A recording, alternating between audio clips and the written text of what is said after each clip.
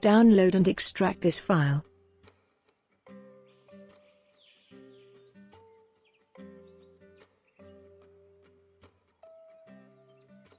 Open extracted folder.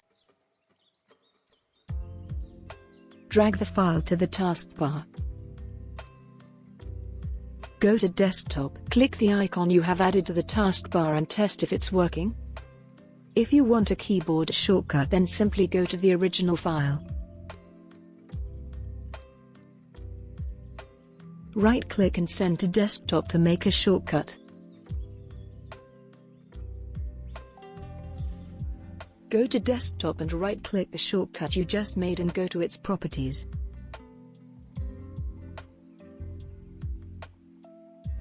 Look for the shortcut key and set your desired keys on your keyboard, for example Ctrl+Alt+D, and hit apply.